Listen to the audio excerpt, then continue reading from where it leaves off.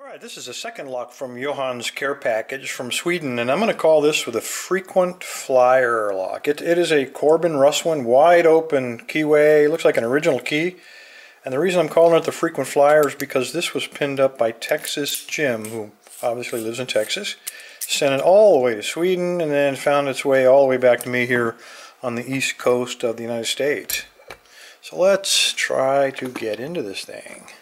Texas Jim, I watched several of his videos. I know how evil-spirited he is in terms of pinning up locks, making them kind of hard to get into, and that's exactly what we want here. Let me back that up just a bit. Alright, that ought to do it. Alright, let me make sure this thing still turns, because sometimes I tend to clamp them. That's why I put that leather on there. Okay, it still turns. That's good. I'm going to try a top of the keyway, and nice wide eye. That's kind of floppy. I'm going to try the same wrench, but the fat one, the standard pry bar, and that's perfect. And I'm going to use a pick here that you guys hardly ever see me use. This is a DeForest hook, and I'm using it for a couple reasons. One, you can only get it into wide open keyways like this one where the warding's not too crazy.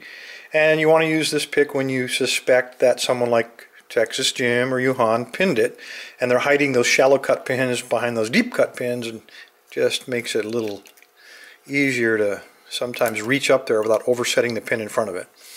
Alright, I'm going to use my, I'm in one of those moods. I'm going to apply a little bit extra tension here, and I'm going to try to force it, quite honestly. So moderate tension, and sometimes with American locks anyway, you can do this.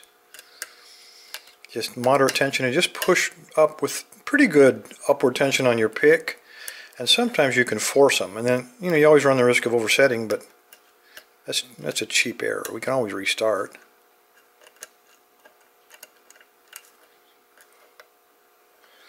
If it works, usually it works pretty good. If it doesn't work, then well, whoa, that might have been an overset job right there. That's exactly what I'm talking about. All right, I'm going to lighten up a little bit just in case it was. Maybe we can get him to fall back down, or maybe I can start to feel some feedback, because I did feel a slight turn on the core there, so maybe we can get some feedback. That was pin 3. Again, I forced him.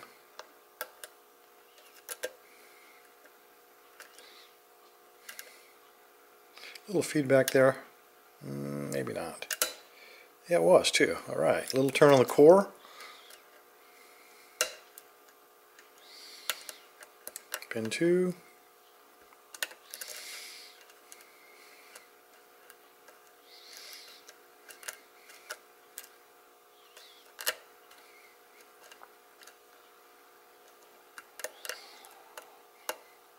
Still pin 2. Thought we got him, but maybe not.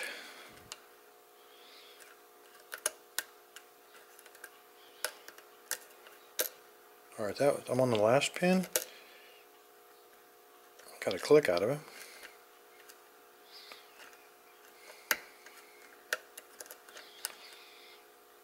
And 3.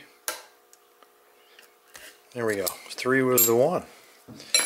Alright, let's see what we got here. Sometimes that rough treatment does work, and maybe we just got lucky, but when it works really good. Alright, let's see what Texas Jim has inside of here for us. Put the board over here. And I find a way. We have the key, so no big deal if we screw up and lose our pick. We can just use the key if we can grab that hook.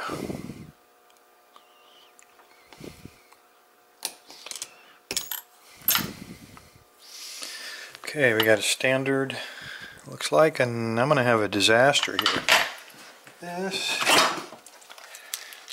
These always get me, these tail pieces, and the only way to solve it, you can't use a solid one, you got to use one of these hollow ones. I didn't think about it till afterwards. Slides on there like that. Otherwise, when you shove it in, the key pins are going to fall down in the crack, and it's going to get seized up. So I'm hoping that this will work. Make sure all lined up here, and there we go. 6 pins, just like we thought. Homemade pin. Homemade. Homemade. Homemade. Wow. He didn't spare the effort on this thing, and if we can get the light just right, I hope I can shine that down there. You can see that he went to the trouble to thread, looks like all 6 chambers. Yep, all 6. Alright, let's get the key pins out. Get my new tweezers. I just love using these things where they don't stick to everything. Non-magnetic. It is a kind of a spool. Get that to focus there. That one edge is kind of shaved off.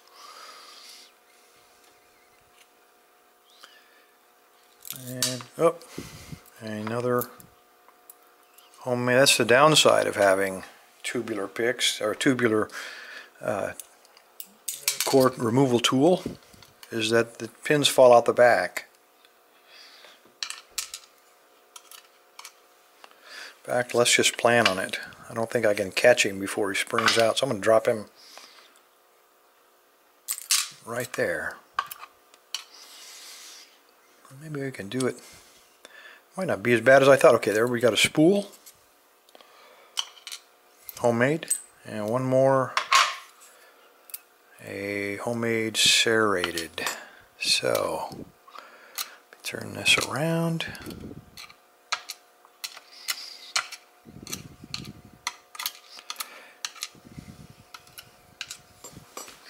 And fellas, I'm going to turn the camera a little vertical so you can get an idea of the angle. I don't want to distort anything. Okay, so we are looking at all of the key pins have serrations of different widths on them and different levels of sharpness, and they're of course designed to grab those threaded holes that he put inside of the core itself. And then there also he modified this spool to sharpen the edge, also to grab that one of those threads. And of course all of these 3 are all designed to grab those threads. This one maybe not so much. This was made out of a key pin, kind of thick to grab those threads, but maybe it would, I don't know. And then number 6, same thing. So this was designed all around those threads to just seize up the core, and it worked to an extent. Anyway, there you go. You Corbin Russwin from Texas Jim via Johan in Sweden. Thank you, gentlemen, for the lock. Everybody else, stay safe, stay legal.